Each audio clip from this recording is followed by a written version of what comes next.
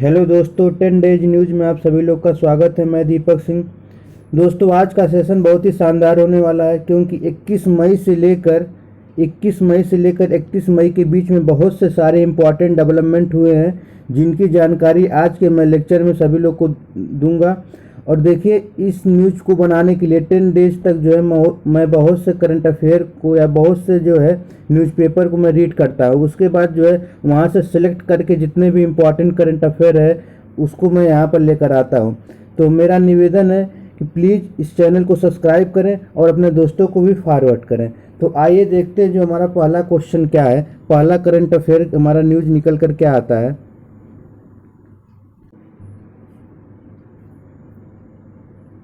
दोस्तों, यह मई मंथ का जो है तीसरा करंट अफेयर है। इससे पहले मैं दो करंट अफेयर जो है, एक 1 मई से लेकर 10 मई तक का और 10 मई से लेकर 20 मई तक का दो करंट अफेयर मैं दो वीडियो जो है अपलोड कर चुका हूं।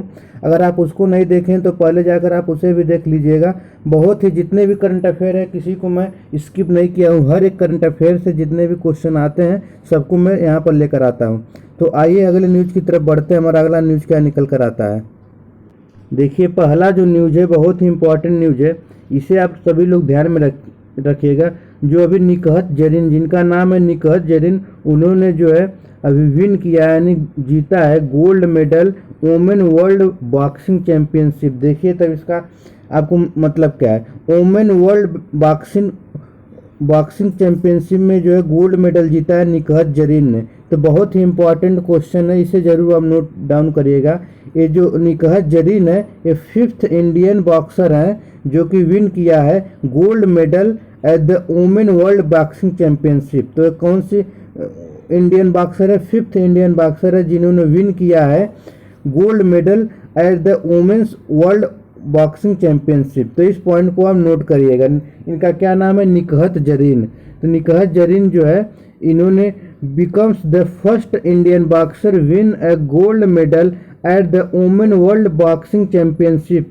इससे पहले किसने, कौन कौन से लोगों ने जीता था? ज्वाइनिंग द मैरी कॉम, सरिता देवी, जानी आर्यल and the Lekha KC. India won the gold and 2 bronze medal at the recently concluded championship. तो इतना आपको नोट करना है। तो यहाँ से क्या क्वेश्चन पूछा जा सकता है? बस एक क्वेश्चन पूछा जा सकता है कि अभी हाल ही में जो वुमेन वर्ल्ड बॉक्सिंग चैंपियनशिप है उसमें किसने गोल्ड मेडल जीता? तो इनका क्या नाम है? निकहत जरीन। तो इसे आप नोट करिएगा। आइए अगले न्यूज़ की तरफ बढ़ते हैं। हमारा अगला क्या न्यूज़ है?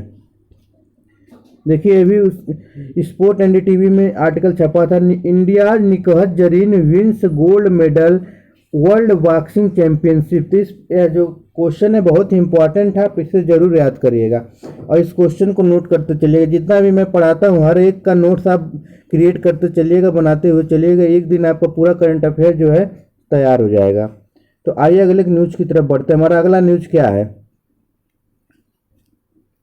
देखिए, अगला जो न्यूज़ है, आपसे क्वेश्चन पूछा जा सकता है कि अभी हाल ही में जो लॉन्च किया गया सूरत और उदयगिरी क्या चीज़ है, इसके बारे में पूछा जा सकता है कि हाल ही में सूरत और उदयगिरी नाम का जो है 2 वारशिप है जिसे लॉन्च किया गया है। तो यह पूछा जा सकता है कि सूरत और उदयगिरी क्या है? तो यह एक तरह से वारशिप है, इसे जो है अभी लॉन्च किया गया है।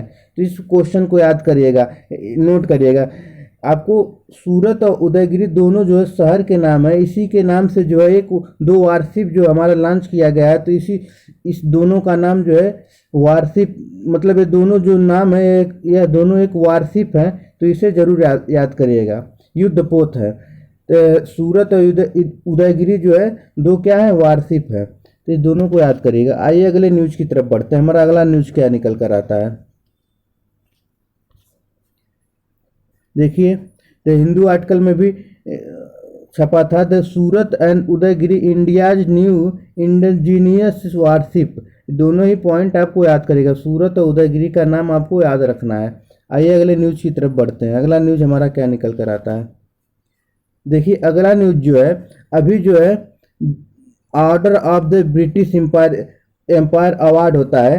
Order of the British Empire award, इसको इसको दिया गया है तो किसको मिला है इसके बारे में पूछ रहा है। तो order of the British Empire जो अवार्ड है इसे अजय पीरामल को दिया गया है। किसको दिया गया है? अजय पीरामल को। तो यहीं से क्वेश्चन पूछा जा सकता है। अगर इससे थोड़ा हट कर भी पूछा जा सकता है तो पूछा जा सकता है कि अजय पीरामल क्या है। तो अजय पीरामल जो है चेयरमैन ऑफ पीरामल ग्रुप के जो है चेयरपर्सन है। Had the received honorary commander of the order of the British Empire award for the Queen Elizabeth second. तो किसके द्वारा दिया गया? क्वीन एलिजाबेथ सेकेंड के द्वारा। तो यहाँ से आपको क्वेश्चन पूछा जा सकता है। Order of the British Empire prize जो है अजय पीरामल को मिला, किसके द्वारा? क्वीन एलिजाबेथ सेकेंड के द्वारा। और अजय पीरामल क्या है? चेयरमैन हैं किसके? अजय पीरामल ग्रुप के। तो यहाँ से आपको ये क्वेश्चन क्लियर हो गया होगा। आइए अगले न्यूज की तरफ बढ़ते हैं। हमारा अगला न्यूज क्या निकल कर आता है, देखिए यहाँ पर भी आर्टिकल छपा।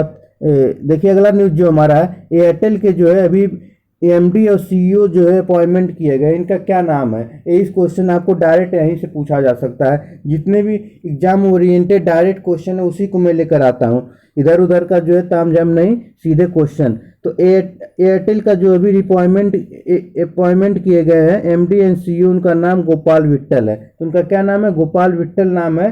तो एयरटेल के जो है एमडी एंड सीईओ जो है भी नियुक्त किए गए हैं। आइए अगले क्वेश्चन की तरफ बढ़ते हैं। हमारा अगला न्यूज क्या निकल कर आता है, देखिए अगला न्यूज है अभी जो है 20 मई को जो है सेलिब्रेट किया गया as the world bee day, यानी वो विश्व मधुमक्खी दिवस कब मनाया जाता है? 20 मई को जो है विश्व मधुमक्खी दिवस मनाया गया है।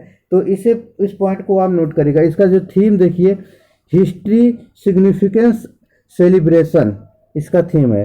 तो व्हाई इज द 20 मई celebrate the world bee day, अभी 20 मई को जो है वर्ल्ड मधुमक्खी दिवस यानी विश्व मधुमक्खी दिवस मनाया गया है, जिसका theme history significance and celebration. आइए अगले क्वेश्चन की तरफ बढ़ते हैं। हमारा अगला न्यूज क्या निकल कर आता है, जो अगला न्यूज निकल कर आता है वो देखिए क्या है। नई दिल्ली में देखिए अभी जो है 5G काल का जो 5G का सफल परीक्षण किया गया है। पूछा जाएगा कि 5G का सफल परीक्षण कहाँ पर किया गया है, यही क्वेश्चन पूछा जा सकता है यहाँ से। तो 5G का जो सफल परीक्षण अभी रिसेंटली जो है IIT मद्रास में किया गया है। यह पहला मौका है जब देश में इस तरह का परीक्षण किया गया, इसे देश के लिए बड़ी उपलब्धि माना जा रहा है। तो IIT मद्रास में जो है 5G का सफल परीक्षण किया गया है, इस पॉइंट को आप नोट करिएगा। 5G का सफल परीक्षण कहाँ पर किया गया है? IIT मद्रास में। आइए अगले न्यूज की तरफ बढ़ते हैं। हमारा अगला न्यूज क्या निकल कर आता है, देखिए यहाँ पर आर्टिकल भी छपा था। देश में पहली बार 5G काल का IIT मद्रास में सफल परीक्षण किया गया। आत्मनिर्भर भारत की एक और उपलब्धि है। देश में 5G काल का सफल परीक्षण किया गया। केंद्रीय मंत्री अश्विनी वैष्णव ने इस संबंध में जानकारी दी है। उन्होंने बताया कि IIT मद्रास में गुरुवार को इसका सफल परीक्षण किया गया। नेटवर्क का सारा डिजाइन जो है भारत में ही डेवलप किया गया है। इतना पॉइंट आपको नोट करना है। हर एक क्वेश्चन जो है मैं पूरा फुल्ली डिटेल में आपको बताऊंगा। आइए अगले न्यूज की तरफ बढ़ते हैं। हमारा अगला क्या न्यूज निकल कर आता है, देखिए बहुत ही दुखद खबर है कि लद्दाख में जो है अभी 26 जवानों का एक कानवा जा रहा था, एक वाहन जा रहा था, जो कि स्वेक नदी जो है लद्दाख में, आपको पता होगा एक स्वेक नदी है, एक नुब्रा नदी है। तो स्वेक नदी में जो है वह गाड़ी जो है गिर गई, तो उसके गिरने के कारण हमारे 7 जवानों का जो है मौत हो गया। तो इस पॉइंट को भी आप नोट करिएगा, यहाँ से क्वेश्चन पूछा जा सकता है। तो लद्दाख में भी 26 जवानों का जो एक व्हीकल जा रहा था, जिसमें स्वेक नदी में गिरने के कारण 7 जवानों की मृत्यु हो गई। तो आइए अगले न्यूज की तरफ बढ़ते हैं। हमारा अगला न्यूज क्या निकल कर आता है,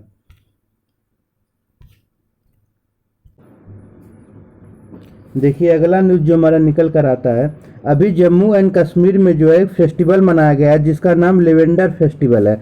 तो देखिए क्वेश्चन क्या पूछा जा सकता है, यहाँ से एक क्वेश्चन पूछा जा सकता है कि लेवेंडर फेस्टिवल कहाँ पर मनाया जाता है। लेवेंडर फेस्टिवल जो है हमारा जम्मू एंड कश्मीर में मनाया जाता है। देखिए यहाँ पर लिखा भी, आर्टिकल भी छपा है कि जितेंद्र सिंह ने जम्मू एंड कश्मीर के भद्रवाह में देश के पहले लेवेंडर फेस्टिवल का उद्घाटन किया है। उन्होंने भद्रवाह में भारत का बैगनी क्रांति, जिसे पर्पल रेवोल्यूशन का जन्म स्थान है, वहाँ पर किसका स्थान है? बैगनी क्रांति का जन्म स्थान माना जाता है। तो ये भी क्वेश्चन आपका यहाँ से देखिए कितना क्वेश्चन आपका क्लियर होता है। आइए अगले न्यूज की तरफ बढ़ते हैं। हमारा अगला न्यूज क्या निकल कर आता है, देखिए अगला न्यूज जो है, अभी आप सभी लोग को पता है कि उत्तर प्रदेश में जो है बजट पेश किया गया है। तो क्वेश्चन पूछा जा सकता है, हाल ही में उत्तर प्रदेश में बजट जो है किसके द्वारा पेश किया गया है? तो हाल ही में जो है उत्तर प्रदेश में जो है उत्तर प्रदेश का बजट जो है वित्त मंत्री हमारे सुरेश कुमार खन्ना के द्वारा जो है बजट पेश किया गया है। देखिए budget of Yogi Adityanath government 2022-23। मुख्यमंत्री योगी आदित्यनाथ ने बजट को पटल पर रखा। उनके साथ जो एक संसदीय एवं कार्य मंत्री सुरेश कुमार खन्ना ने विधानसभा के बजट को पेश किया। आइए अगले क्वेश्चन की तरफ बढ़ते हैं। देखिए बजट जो है, जो उत्तर प्रदेश का बजट है, पूछा जा सकता है कि कितने लाख करोड़ का बजट है, कितना बड़ा जो है बजट है। तो यह जो बजट है 6,15,518 करोड़ रुपए का जो है बजट है रखा गया है। 6,15,518 करोड़ रुपए का जो है बजट है पेश किया गया है। आइए अगले न्यूज की तरफ बढ़ते हैं। अगला न्यूज हमारा क्या निकल कर आता है, देखिए यहाँ पर भी हिंदुस्तान में आर्टिकल चाहिए। उत्तर प्रदेश यूपी बजट योगी आदित्यनाथ महिला कार्ड सुरक्षा फोकस पेंशन इजाफा के बारे में दिया गया है। उत्तर प्रदेश का विधानसभा का बजट के बारे में दिया है। तो आप इस सभी आर्टिकल को पढ़ लीजिएगा, सब आर्टिकल मैं यहाँ पर लिख दिया हूँ।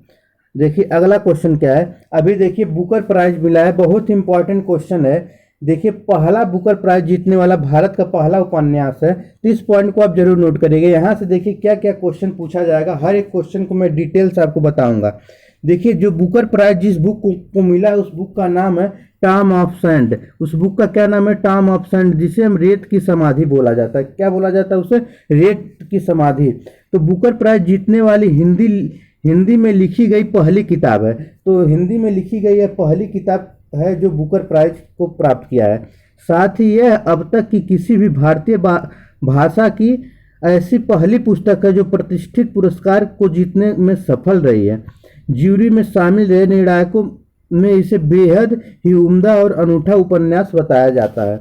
तो देखिए इसके बारे में और जानकारी हम इकट्ठा करते हैं। देखिए जो उपन्यास इन्होंने लिखा था रेत की समाधि, उसका जो किसने लिखा था इसके बारे में क्वेश्चन पूछा जाता है। तो पहले तो आपको पता चल जाना चाहिए कि यह बुकर प्राइज जो जीता है वो किस बुक ने जीता है। तो रेत की समाधि है, तो आपको बुक का नाम पता चल गया। अब किसने इस बुक को लिखा था ये भी क्वेश्चन पूछा जा सकता है। तो गीतांजलि श्री ने जो है इस बुक को लिखा था। गीतांजलि श्री की उस बुक की लेखिका है। तो गीतांजलि श्री का रेत समाधि जो है अंतर्राष्ट्रीय बुकर प्राइज जीतने वाला भारतीय का पहला उपन्यास बना है। तो गीतांजलि श्री का रेत समाधि अंतर्राष्ट्रीय बुकर प्राइज जीतने वाला भारतीय भाषा का पहला उपन्यास बना है।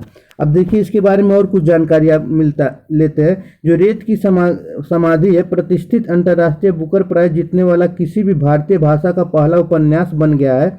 अब देखिए इस उपन्यास का जो लेखक है, इस उपन्यास का जो लेखक है वो गीतांजलि श्री है, लेकिन इसका जो इंग्लिश में अनुवाद डेजी रॉकवेल ने किया था। क्योंकि अंग्रेजी में जो इनका उपन्यास को कन्वर्ट करने के बाद ही इनको बुकर प्राइज जो है मिला है। तो दोनों लोग इस बुकर प्राइज को शेयर करेंगे, डेजी रॉकवेल और गीतांजलि श्री दोनों। तो हमको लगता है इससे संबंधित सारी क्वेश्चन आपको समझ में आ गया होगा। इस बुक का नाम रेत की समाधि है और इस बुक को लिखने वाली गीतांजलि श्री हैं। इसको इंग्लिश में कन्वर्ट किया था डेजी रॉकवेल ने। इस बुक को बुकर प्राइज जो कि मिला है। तो आइए अगले क्वेश्चन की तरफ बढ़ते हैं। अगला न्यूज हमारा क्या निकल कर आता है, देखिए यहाँ पर भी आर्टिकल आया था। बुकर प्राइज हिंदी साहित्यकार गीतांजलि श्री उपन्यास टॉम्स ऑफ सैंड को मिला है। किसी भी भारतीय लेखक के लिए बड़ी ही उपलब्धि है। आइए अगले क्वेश्चन की तरफ बढ़ते हैं। देखिए अगला क्वेश्चन क्या है, हाल ही में जो अभी ड्रोन महोत्सव मनाया गया है। पूछा जाएगा कि ड्रोन महोत्सव जो मनाया गया वह कहाँ पर मनाया गया है। तो प्रधानमंत्री ने अभी ड्रोन महोत्सव का उद्घाटन किया है जो कि दिल्ली में किया है। तो अभी हाल ही में जो ड्रोन महोत्सव मनाया गया वह कहाँ पर मनाया गया, नई दिल्ली में मनाया गया है। तो इस क्वेश्चन को भी याद करिएगा। आइए अगले न्यूज की तरफ बढ़ते हैं। अगला न्यूज हमारा क्या निकल कर आता है, देखिए ये भी बहुत ही इंपॉर्टेंट न्यूज है। एक ही महीने से कम समय में जो है 800 मीटर की ऊंचाई की 8000 मीटर ऊंचाई की 4 पर्वत चोटियों को फतह करने वाली पहली भारतीय पर्वतारोही बनी है, जिसका नाम बलजीत सिंह कौर है। इस पॉइंट को हम नोट करेंगे। एक ही महीने के अंदर, देखिए बहुत ही बड़ी उपलब्धि है कि एक ही महीने के अंदर 8000 मीटर की ऊंचाई वाली 4 पर्वत चोटियों को फतह करने वाली भारत की पहली पर्वतारोही बनी है बलजीत सिंह कौर। समझ में आया। तो दुनिया की चौथे सबसे ऊंचे पर्वत को सफलतापूर्वक चढ़ाई करने वाली बलजीत कौर ऐसी पहली महिला भारतीय पर्वतारोही बन गई हैं। आइए अगले न्यूज़ की तरफ बढ़ते हैं। हमारा अगला न्यूज़ क्या निकल कर आता है, देखिए अभी जो है परम पोरुल नामक एक अत्याधुनिक सुपर कंप्यूटर का उद्घाटन किया गया है। परम पोरुल नामक एक आधुनिक सुपर कंप्यूटर का उद्घाटन किया गया है। पूछा गया है उद्घाटन जो कहाँ पर किया गया है, तो NIT तिरुचिरापल्ली में इसका उद्घाटन किया गया है। इस सुपर कंप्यूटर का उद्घाटन NIT तिरुचिरापल्ली में किया गया है। तो इस कंप्यूटर का पहले आप नाम रखिएगा। इस सुपर कंप्यूटर का नाम परम पोरुल नाम कंप्यूटर है, जो कि एक सुपर कंप्यूटर है। इसका उद्घाटन NIT तिरुचिरापल्ली में किया गया है।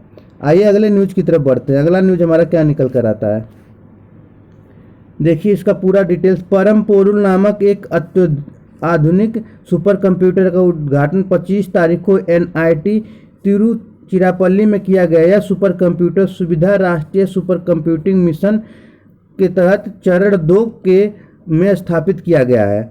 इस कंप्यूटर को बनाने के लिए जिस घटकों का उपयोग किया गया है उसमें अधिकांश भारत में इकट्ठा और निर्मित किए गए हैं। इसमें सॉफ्टवेयर स्टैक शामिल है जिसे सरकार की मेक इन इंडिया के पहल के तहत अनुरूप किया गया है। इसे centre for development in advance computing CDAC द्वारा स्वदेशी रूप से विकसित किया गया है। NIT तिरुचिरापल्ली में कृषि, स्वास्थ्य, वित्तीय सेवाओं और मौसम जैसे विभिन्न क्षेत्रों का अनुसंधान कर रहा है।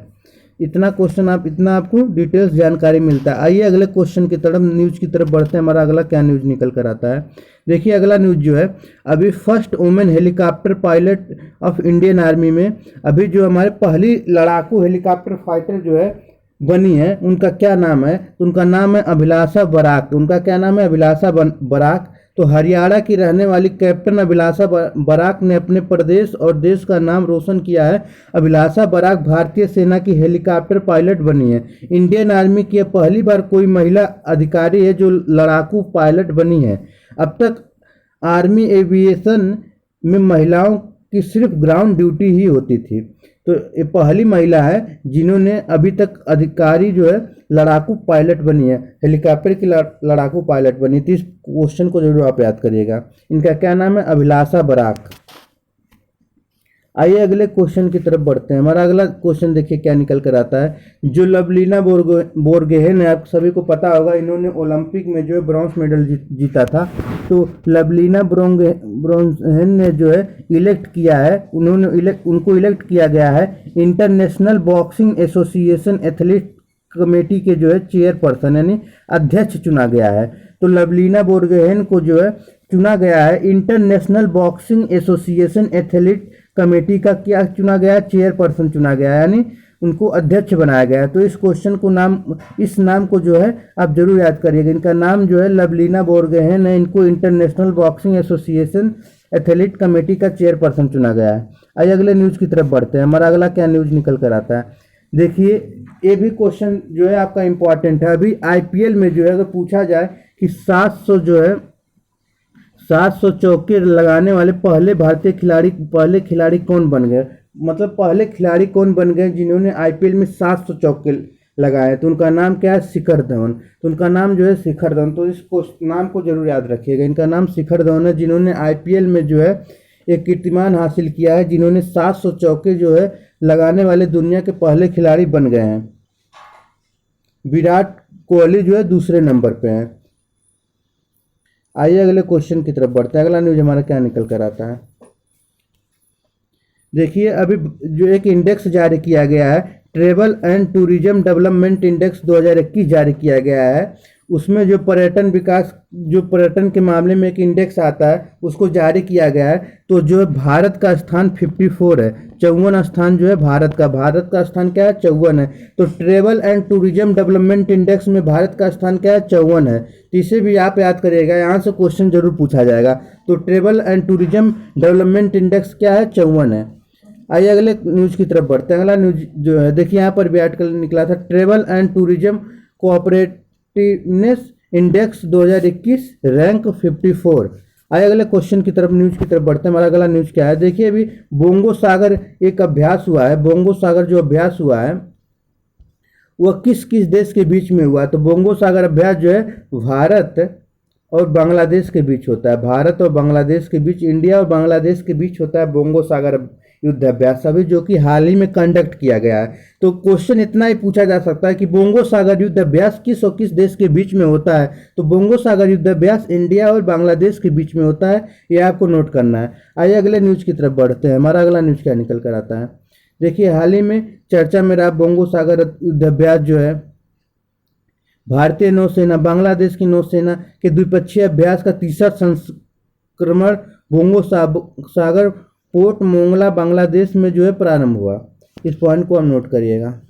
बोंगो सागर अभ्यास जो बंदरगाह हावर चरण 24 से 25 मई से निर्धारित है, जिसमें 26-27 मई तक बंगाल के उत्तरी खाड़ी में एक समुद्री चरण में आयोजित होगा। इस सब आपको रीड करना है। अब देखिए, एक क्वेश्चन और पूछा जाएगा यहाँ से। एक क्वेश्चन और है, एक सिरुई लिली महोत्सव मनाया गया। अब पूछा जा सकता है कि सिरुई लिली महोत्सव किस राज्य में मनाया जाता है? देखिए, जो महोत्सव यानी फेस्टिवल होते हैं, ये बहुत ही इंपॉर्टेंट क्वेश्चन होते हैं। स्टैटिक जीके के तौर पर जो है क्वेश्चन यहाँ से पूछा जा सकता है। तो सिरुई लिली महोत्सव जो है अभी हाल ही में मनाया गया है, किस राज्य में?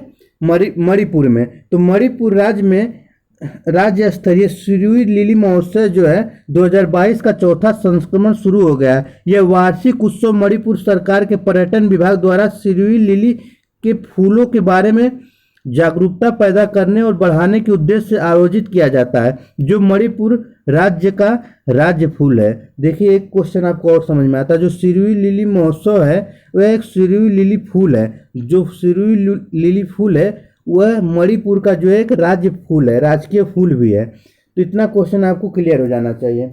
आइए अगले क्वेश्चन की तरफ बढ़ते हैं। अगला न्यूज हमारा क्या निकल कर आता है?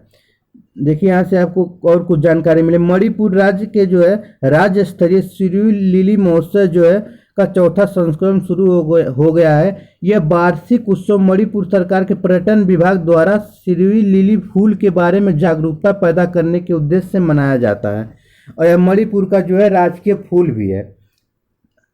आइए अगले न्यूज की तरफ बढ़ते हैं। हमारा अगला न्यूज क्या निकल कर आता है? देखिए, अगला न्यूज जो है, आप सभी लोग को इस समय एक नाम जरूर सुने होंगे, यासीन मलिक। यासीन मलिक जो है कश्मीर में एक अलगाववाद बढ़ावा देने वाला एक व्यक्ति था, जिसको उम्र कैद की सजा सुनाई गई है। तो इस पॉइंट को आप नोट करिएगा। यासीन मलिक कश्मीर के अलगाववाद को बढ़ावा देने वाला यासीन मलिक को ताउम्र कैद की सजा सुनाई गई है। हालांकि एनआईए जो इसको मैं पॉलिटी में आपको बताया था एनआईए के बारे में, इसका फुल फॉर्म होता है नेशनल इन्वेस्टिगेशन एजेंसी, जिसका स्थापना 2009 में हुआ था। मैंने इसको पूरा डिटेल्स बताया था। एनआईए का काम होता है कि आतंकवाद को जो है कंट्रोल में रखने, आतंकवाद के जांच करने का काम जो है एनआईए करता है। तो एनआईए ने जो है यासीन मलिक को जो है फांसी की मांग की थी। एनआईए ने यासीन मलिक के बारे में जो फांसी की मांग की थी, लेकिन दिल्ली के जो पटियाला हाउस कोर्ट ने बुधवार को दिल्ली के जो पटियाला हाउस कोर्ट ने जो है बुधवार को उम्र कैद की सजा इसे सुना दी। तो इतना क्वेश्चन आपको याद रखना है। आइए अगले न्यूज की तरफ बढ़ते हैं। देखिए, अगला न्यूज इसमें भी लिखा आर्टिकल छपा, यासीन मलिक को जो है गंभीर अपराधों के लिए मिली उम्र कैद की सजा। देखिए, अगला क्वेश्चन क्या है? अभी जो है एक क्वाड समिट हुआ है, सभी लोग को पता होगा। क्वाड समिट में क्वाड में जो है 4 देश आते हैं। भारत आता है, जापान आता है, ऑस्ट्रेलिया आता है और अमेरिका आता है। तो 4 देश जो है क्वाड में आते हैं, जिसका सम्मेलन अभी समिट हुआ है जो कि जापान में हुआ है। अभी रिसेंटली इसका समिट जो है जापान में हुआ है। तो वहाँ पर जो है एक फ्रेमवर्क तैयार किया गया, इंडो पैसिफिक इकोनॉमिक फ्रेमवर्क, इसे तैयार किया है। तो इस फ्रेमवर्क को किसने तैयार किया, इसके बारे में क्वेश्चन पूछा जा सकता है। इसको जो तैयार किया बाइडन जो कि अमेरिका के राष्ट्रपति है। अमेरिका के वाइस प्रेसिडेंट कौन है? कमला हैरिस है। तो इंडो पैसिफिक इकोनॉमिक फ्रेमवर्क किसने तैयार किया? जो बाइडन ने तैयार किया। अगर पूछा जाए कि क्वाड समिट किस देश में आयोजित किया गया हाल ही में, तो जापान में आयोजित किया गया। तो आइए अगले न्यूज की तरफ बढ़ते हैं। हमारा अगला न्यूज क्या निकल कर आता है? देखिए, अभी जो है दिल्ली के नए उपराज्यपाल नियुक्त किए गए हैं, जिनका नाम विनय कुमार सक्सेना है। बस इतना नाम आपको याद करना है कि हाल ही में जो है दिल्ली के नए राज्यपाल किसे नियुक्त किया गया है, विनय कुमार सक्सेना। इससे पहले दिल्ली के कौन राज्यपाल थे, अनिल बैजल थे। अनिल बैजल के जो है जगह लेने वाले नए उपराज्यपाल जो है विनय कुमार सक्सेना को नियुक्त किया गया है। 18 मई को दिल्ली के उपराज्यपाल अनिल बैजल ने अचानक इस्तीफा दे दिया। इस्तीफे के पीछे की वजह बैजल ने निजी कारण बताए। उपराज्यपाल के तौर पर उनका कार्यकाल 5 साल 31 दिसंबर 2021 को पूरा हो गया था। हालांकि दिल्ली के उपराज्यपाल का कार्यकाल निश्चित नहीं होता। तो हाल ही में इसे किसको नियुक्त किया गया, विनय कुमार सक्सेना को नियुक्त किया गया है। देखिए हमारा अगला क्वेश्चन देखिए, अपॉइंटमेंट किया गया है विवेक कुमार को जो है अपॉइंटमेंट किया गया है पीएम मोदी का जो है निजी सचिव। तो ये भी क्वेश्चन कभी कभी पूछ देता है कि पीएम मोदी का जो हाल ही में निजी सचिव किसे नियुक्त किया गया है। तो पीएम मोदी का जो है निजी सचिव विवेक कुमार को नियुक्त किया गया है। इसे बस क्वेश्चन के तौर पर आपको याद रखना है। आइए अगले क्वेश्चन की तरफ बढ़ते हैं।